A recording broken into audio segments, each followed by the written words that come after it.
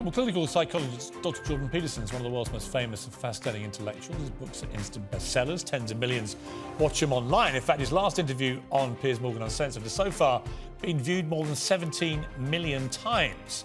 And I'm delighted to say that he joins me again now. Jordan, great to have you back on the programme. Well, thanks, Piers. It's good to see you again. I was absolutely astonished, really. Maybe I shouldn't have been, but by the reaction to our last interview worldwide. The sheer volume of people that watched the whole interview, the way the clips were disseminated on TikTok, on Facebook, on Twitter. It was a really interesting insight, actually, into a whole world that doesn't even involve, actually, conventional television anymore. I guess you wouldn't be surprised because this happens to you a lot, but I was. What does it say about society that number of people can watch an interview on a computer or phone? Well, I'm still continually surprised about it, but well, I think what it shows is that there's really no way that legacy TV, in some real sense, can compete with the absolutely wide open frontier of online video distribution, where the cost is low and people can access it everywhere. It's fundamentally the consequence of a technological revolution, and there's all sorts of good things about that, and one of those would be the ability to widely disperse complex and sophisticated information, which YouTube has been particularly good at in the long form, but it's also problematic in that it produces all sorts of alterations in social behavior that we're only, and some of them very dangerous, many of which we're only just beginning to understand. Right. Elon Musk has just bought Twitter and it's creating a huge furore, obviously, in many different ways. And he's admitted, I'm going to do lots of things in the next few months and we're going to get some wrong and we're going to pull them and try something else. He's going to try and work out a way of making it a sustainable business model. But also he wants to bring back what he perceives to be genuine free speech on the platform. Is it possible, Jordan, do you think, that he can do that? Or are we now so entrenched in tribalism, particularly on social media, that it's almost impossible to do what he wants to do? Well, you couldn't have picked a better day to talk about this with me, because I just got a paper sent to me today by Jonathan Haidt. He didn't write the paper. It will be published. It's published in a journal called Personality and Individual Differences, and it's an examination of the personality traits associated with, let's say, excessive and self-promoting internet usage. And if you don't mind, I'd like to read you a couple of the descriptions of what the people found, because it's so absolutely spot on and relevant. I don't think we are descending into tribalism. I think what's happening is that the virtualization of the world is enabling people who behave in a particular antisocial way, in a self-grandizing and self-promoting antisocial way. And I'll just read you the descriptions that are taken directly from this paper. So it was an actual study of online behavior. Women characterized by high self-centered antagonism, neurotic narcissism, Machiavellian views, Machiavellian tactics, so that's manipulativeness, meanness, disinhibition, physical sadism, and indirect sadism, used Instagram for a longer time and more frequently than did men. In women, verbal sadism and emotionality was associated with longer, while honesty, humility, and conscientiousness was with a shorter Facebook usage time.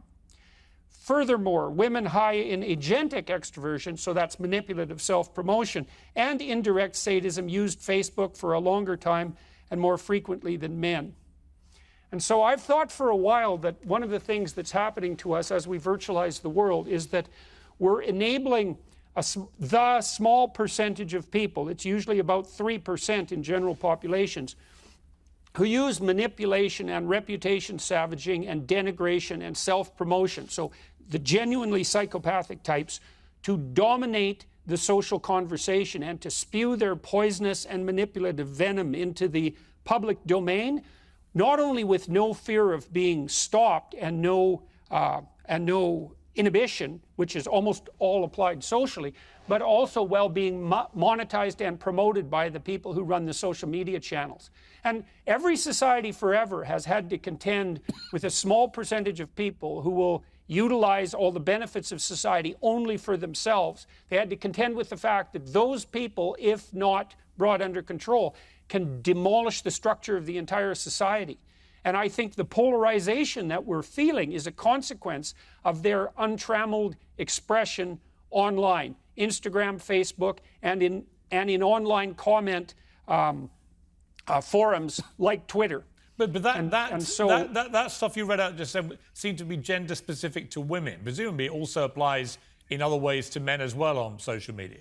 Oh yeah, well I think the reason that it applied in this study in women is because Instagram is very heavy image use. It involves heavy use of images, and there are reasons to assume that because of that it attracts women who are directed towards short-term impulsive mating strategies, and that's another sign of impulsive, antisocial, and psychopathic behavior. I think you'd see the same thing in men. In fact, I've been talking to psychologists, great psychologists, to make sure that I'm on the right track here about those who post repeatedly, say in online forums, especially in relationship to comments, and you certainly see that same pattern of sadism, Machiavellianism, psychopathy, and narcissism characterizing the men who are also incentivized to use what used to be classic female antisocial strategies to advance themselves in the reputational hierarchy. But the bottom line is... Exploiters, fundamentally. Right, but the bottom line is that there is a small percentage of people generating a vast amount of noise. What impact is that happening on society, do you think? Well, I think it skews our perceptions of what normal people are like. We assume that what we're getting, you know, when you sample the world, when you're walking through it, you make the assumption that you're getting an unbiased representation of the things going on around you. And when you're on an online platform and say reading comments, you also have the assumption that what you're seeing is something like a sample of public opinion. But it's not, you know, because if 10 strangers came up to you randomly in the street, then you'd have a bit of a sample of what people randomly think. But behavior online isn't random, and the people who post aren't precisely normal. And I have been talking with Jonathan Haidt and Jean Twenge about this, and I think they might know more about it than anybody else in the world. And it's pretty clear that the people who are dominating, say, online comment sections, and I would especially say this is true of the people who post anonymously, and there's other markers for this sort of behavior as well, they dominate the political discourse. And what's happening in some sense is that we have a new form of pollution that's also corporate sponsored, and it's pollution of the domain of public discourse. And the pollution occurs because the social media companies are either enabling or failing to control, you know, those known in the popular parlance as trolls, but they're not just comical trolls, you know, using derision in some cute way and having their say in the free speech domain. They're really poisonous individuals, and they're poisoning the entire domain of discourse. So what can Elon Musk do? What can Elon Musk do about it, do you think? If you were advising him on this, I mean, ironically, at the moment, you're not on Twitter. A, do you want to come back now that Musk is in charge? Do you think you should be restored? Do you want to be back on Twitter? And secondly, what would you advise him to do about this issue of the trolls and so on? Well, the first thing I would advise, and I'm going to be advising the political people I'll be talking to over the next few weeks of precisely this, and I have talked it over with Twenge and Haidt to make sure that I'm not, like I said, off on a personal tangent. I would say there's no excuse for including the anonymous posters with the real human beings. And I think that social media platforms who have a certain reach, maybe it's 1 million subscribers, and I don't really know what figure is appropriate, should be required to implement know your customer laws, and then that the people who are posting who are genuine, verified human beings willing to abide by their words with their personal reputation should be put in one comment section, and then the online, anonymous, cowardly, narcissistic, pathological troll demons who are polluting the public discourse should be put in a different comment section. And if you want to go to hell and visit the troll demons and see what they have to spew, you can, but otherwise you can be among the normal human beings engaged in normal civil human discourse. Right. And that would separate the bloody psychopaths from the bulk of decent normal people. And you know, 97% of people aren't psychopathic. Yeah. And so we are talking about a small minority here, but they have the upper hand. See, there's a percentage of people who... I had a psychopath test done on me, actually. a lengthy questionnaire, and they concluded I was a good psychopath. And what do they mean by that exactly? Do you know? Apparently, I wasn't like the malevolent version. It was slightly lost on me, the nuance. Okay, well, okay, look. It's often the case that people in the industry that you're in, and this would be true for politics and journalism as well, anything with a public face, are more likely to be extroverted and also more likely to be somewhat disagreeable. And those personality traits can tilt you towards, what would you say, a style of callous exploitation. But there are other personality factors that mediate against that, like conscientiousness. And so people who are hardworking and reliable, for example, aren't parasitic in the same way that a classic psychopath would be. And so it's complicated, and it isn't the case that extroversion and even a certain degree of disagreeableness in and of themselves are dangerous, but they lead, like everybody's led to temptation in the direction that's in accordance with their temperament, and the fact that you are a public-facing person and that you like that would tilt you in one direction of potential temptation, but that's not necessarily diagnostic. Now, it is a problem because it probably is the case that politics and journalism and entertainment attract a disproportionate number of Machiavellians and psychopaths because of the status that goes along with those enterprises. Yeah. But it's not diagnostic. It doesn't mean that if you're in that industry, and you know, you've had a long career, and that's also another marker for failure or for lack of psychopathy, because in the normal world, psychopaths exploit, and they get a reputation for doing so quite quickly. And then people avoid them and stop working with them. And so it doesn't work over the medium to long run as a general rule. Yeah, I get it. Last time we spoke at length, you said afterwards we forgot to get round to Donald Trump. And you were quite keen to talk about Donald Trump. So we're going to take a short break. And when we come back, I do want to talk about Trump, because the big question right now in America is Trump done? So we'll talk about that after the break. Raise your hand if you've ever been called crazy. I don't think that men can control crazy women.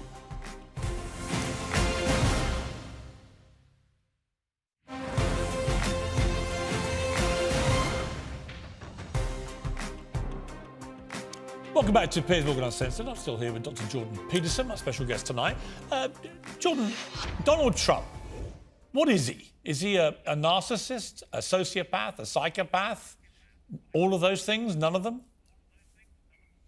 I don't think that he's a psychopath because he's been successful in repeated enterprises over long periods of time, and he has a variety of people who remain intensely loyal to him.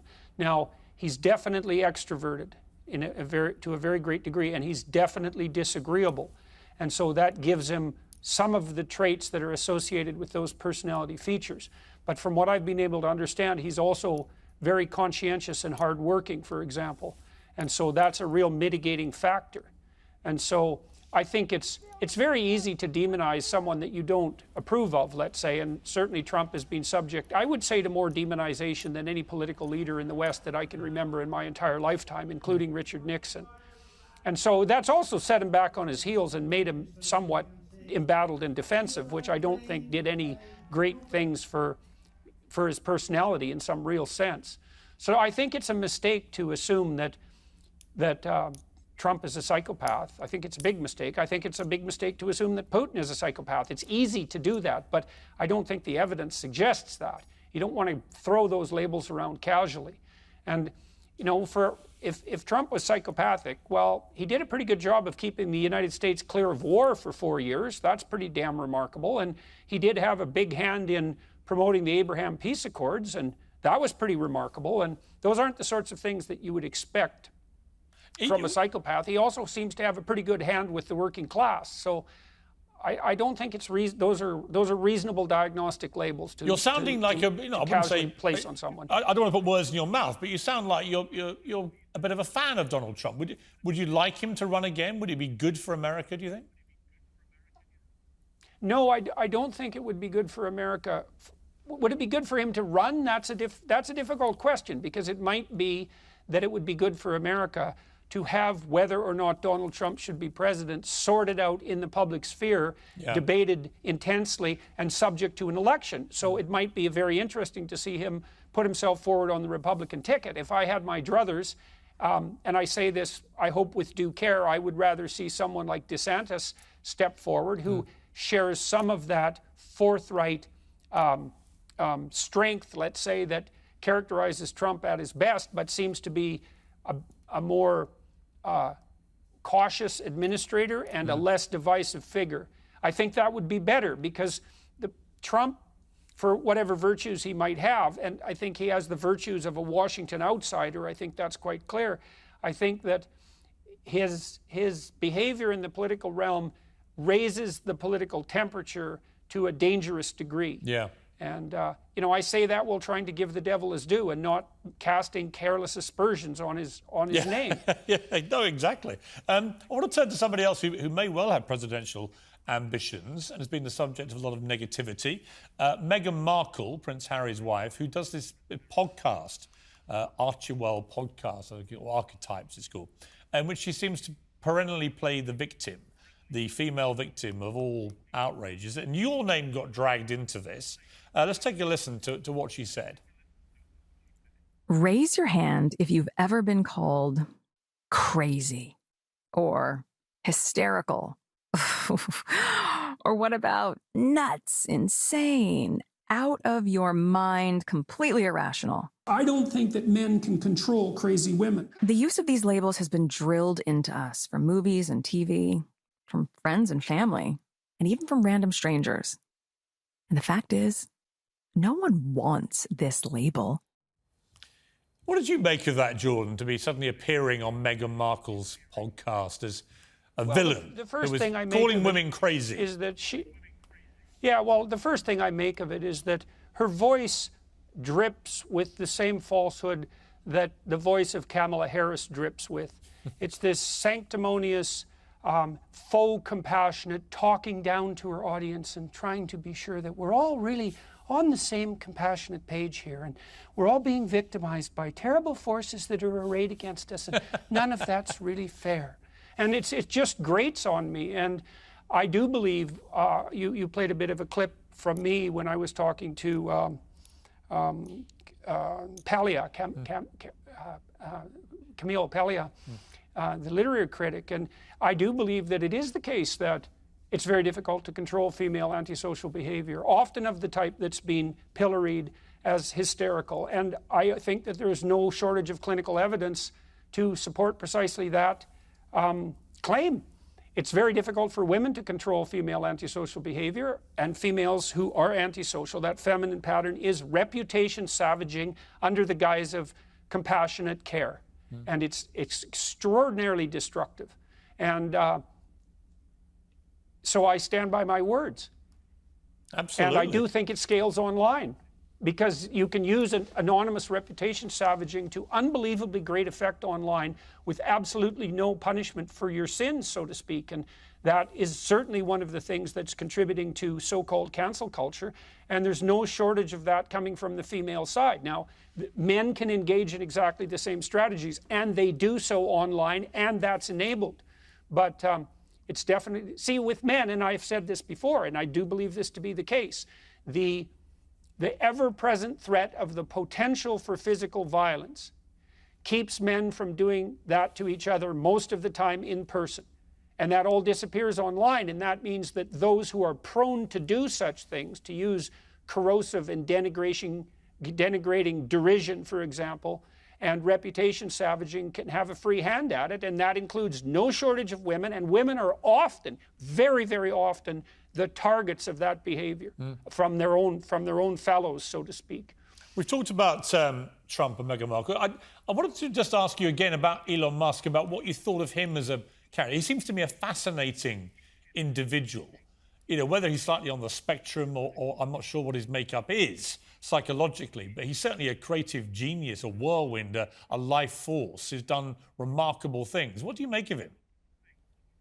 Well, I know people who know him very well and have worked with him very closely, and these are very solid people, extremely competent and extremely creative, and their admirers of Musk. I talked with my brother-in-law, Jim Keller, who's one of the world's great chip engineers, and he worked very closely with Musk for years, and he believes that he's in many ways exactly what you'd think he was. He's a genius, but he's also like a visionary genius, but he's also someone who's very, very good at implementing, very good at running companies, as you can tell, because he has a multitude of impossible successful companies. Yes. And so he goes into a company and he cleans house and puts things in order and makes things work efficiently. And maybe he can do that with Twitter. I hope he can, because Musk is doing all sorts of things that appear to be useful and difficult, and it would be a catastrophe to see him derailed in his efforts. And I think he's bitten off a lot to chew with Twitter. Jordan? Would you like to be back on Twitter? You know, I dipped into Twitter this morning when I was looking at some of the research that I just shared with you, and it instantly struck me the same way it struck me the last time I was on Twitter. It's such a den of pathology that using it, I think, is psychologically damaging. And if it's possible for Musk to get the trolls, and they're not trolls, they're psychopathic, Machiavellian, sadistic narcissists under control, then it's possible that the platform might be useful. I like to share information on it. I like to follow people to see what they were up to, a lot of the people that I've met over the years. But man, it's a snake pit. It is a snake pit. It isn't obvious to me that we know what to do about it. Before I let you go, Jordan, you're wearing a poppy. I'm wearing a poppy. We're about to have a debate after the break about whether people should be compelled to wear poppies. And I guess this goes to the wider thing about general displays of, I guess, signalling your virtue in any way that you choose. Should anyone be compelled to, whatever the cause, whether it's a black square on Instagram when George Floyd died or a poppy for Armistice Day or so on, should people ever be compelled? I think that compulsion, especially in matters of public policy, is a sign of bad policy. If you can't get people on board voluntarily by motivating them with the proper story, then you're a poor leader. And so I certainly would be opposed to anything approximating legal compulsion. Now, we use social compulsion frequently to produce consensus, let's say, and to enforce it, and that's never going to go away, and there's some utility in that. But my general take on the world is that people should be allowed to go to hell in a handbasket pretty much any way they choose once they're adults, although they might be encouraged not to do that and invited not to do that. But I'm not a fan of compulsion for any reason. I think it is a sign of bad policy. If you and I can't play together voluntarily, then we don't have a very good relationship, and it's not going to be efficient and productive. It's going to require force to continue. And I will take that analysis to commence our debate. Dr. Jordan Peterson, as always, fascinating. Thank you very much indeed for joining me. Really good to talk to you again, Pearson, and good to see you, and thank you to everyone watching and listening. They always thoroughly enjoy it. Come back soon. Thank you very much.